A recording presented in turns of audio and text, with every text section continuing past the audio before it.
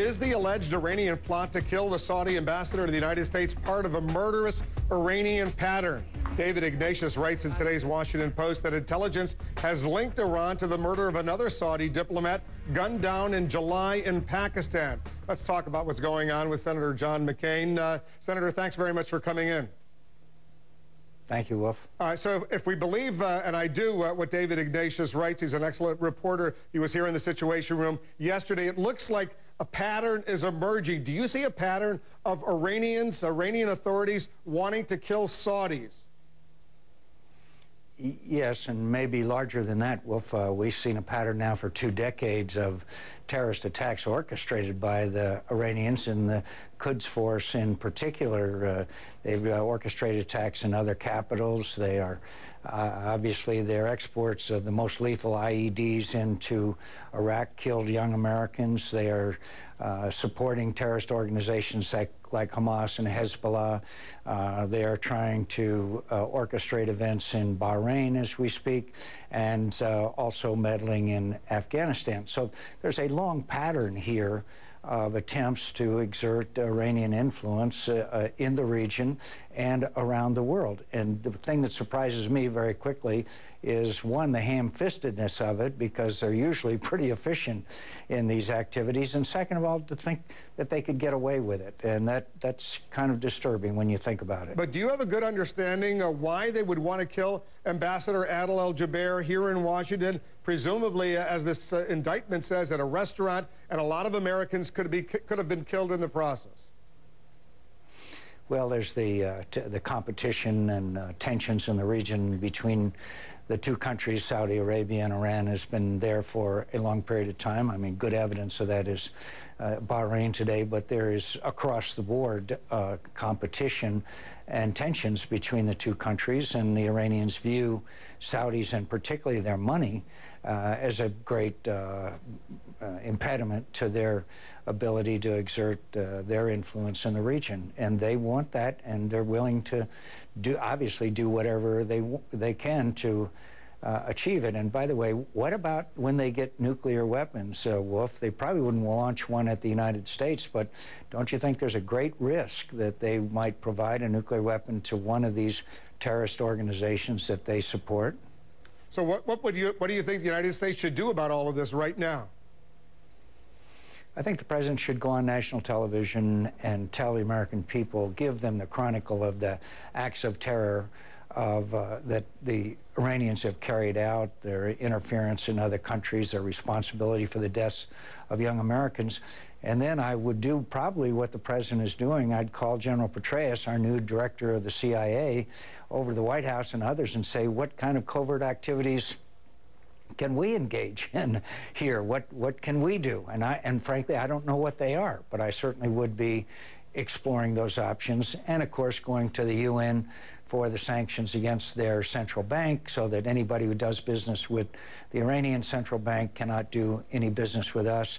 Probably maybe expecting more from Russia and China in the way of strong action in the UN. And it's obvious that the Iranians need to be disciplined before they achieve nuclear status, in my view. Here's what surprises me, Senator, and I'll let you weigh in before we move on to some other subjects. The Saudi reaction, or should I say lack of reaction, they haven't severed diplomatic relations with Iran. They still have their ambassador there. They haven't, as far as I can tell, other than issuing a statement, done anything in terms of the commercial relationship, the economic relationship. They haven't done anything, assuming they believe this U.S. allegation that the Iranians wanted to kill their ambassador here in Washington. Does this surprise you at all? A little bit, but you know, the Saudis do business in different ways than we do. For example, they are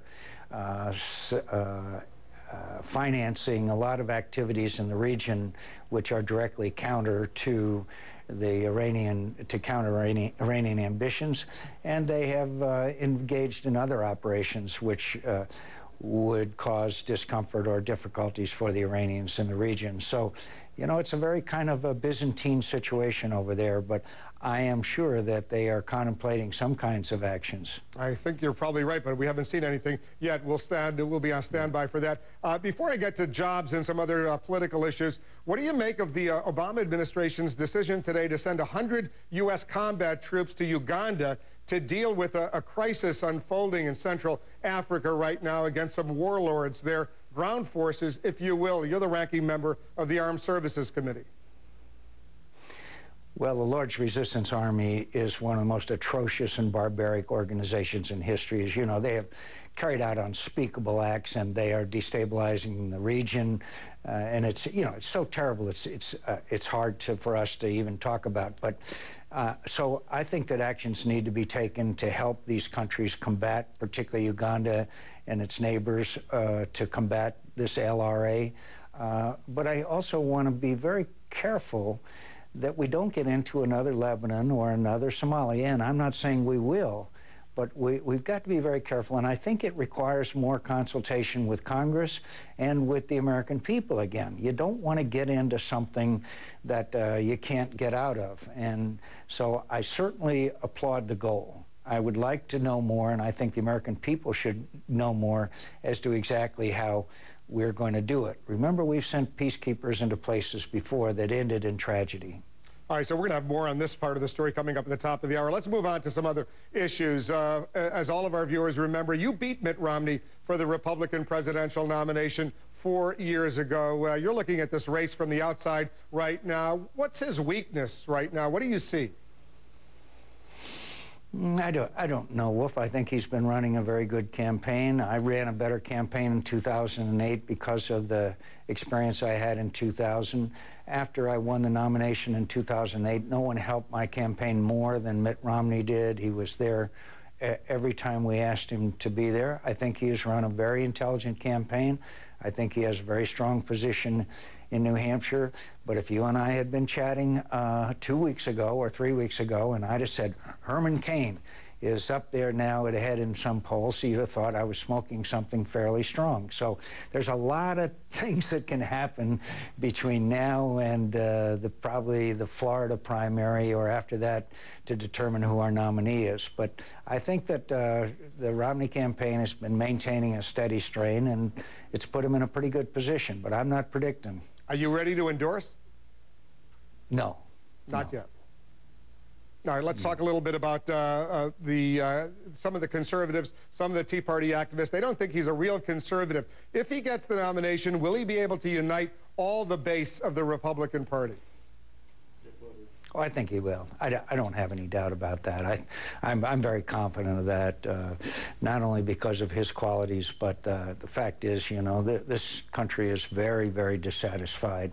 And they're not just dissatisfied with the president. They're not too happy with Congress, in case you notice the 13% approval rating. If we work a little harder, maybe we can get it down to single digits. We've noticed that as well. Let's talk about jobs. You and just some fellow Republican senators introduced legislation to create millions of jobs. Do you really believe what you introduced yesterday has a chance in this gridlock of Washington, D.C. right now to get passed?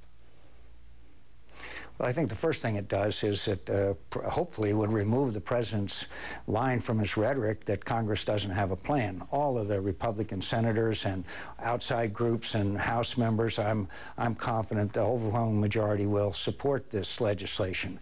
Second of all, the president's jobs plan is more of the same. It's stimulus, too. We notice the deficit is the second highest in history, was announced today, and that is another ample proof that the president's ideas of government creating jobs instead of business creating jobs is not successful, never has been, and never will be. So, as some of us said when we introduced this legislation, Senator Rand Paul and Rob Portman, I and others said, this should be a reason for us to sit down together, at least work together to some degree. For example, reform of the tax code. I've met no one that doesn't believe we ought to reform the tax code. Now, there's a lot of differences in how, but at least we should find common ground on some of these issues. For example, repatriating this $1.4 trillion that's overseas. There's so many, I think there's areas we should find agreement on and help, and I think the American people are really demanding that. Are you, you liking or not liking so much Herman Cain's so-called 999 plan? Well, I haven't examined it real carefully, but at one examination of it, it appears that it is a tax increase for some middle-income or lower-income Americans, and I would look forward to hearing his explanation. I'm not condemning it, but I certainly wouldn't favor that. Any final piece of advice as far as the next debate is concerned for Rick Perry, the governor of Texas? He seems to be having some trouble, as you well know, at those debates. Well, you know, it sounds rather simplistic, Wolf, but my one advice to him would be two things to do. One, get some rest. When you're tired, every time I made a serious mistake, I've made a serious mistake politically, and I've made them, it's been when I'm tired. And the second thing is, get somebody in there who will really give it a good scrubbing, who will play these individuals. We'll play Romney, for example, and really put it to you so that you're prepared for any question that comes up. I think both of those probably would help him. Excellent advice. Practice, and by the way, practice. And by the way, since I lost, I'm not sure how good my advice is. Well, you may have lost the general election, but you didn't win. You came from nowhere. A lot of people were writing off your campaign, as a lot of us remember, and you went on to win the Republican presidential nomination. That's obviously rather impressive. So I'm sure he would be grateful if you had some good advice for him. I don't know if you want to do that, but we'll wait and see. Senator, thanks very much. Thanks, Wolf. Senator John McCain joining us from Phoenix.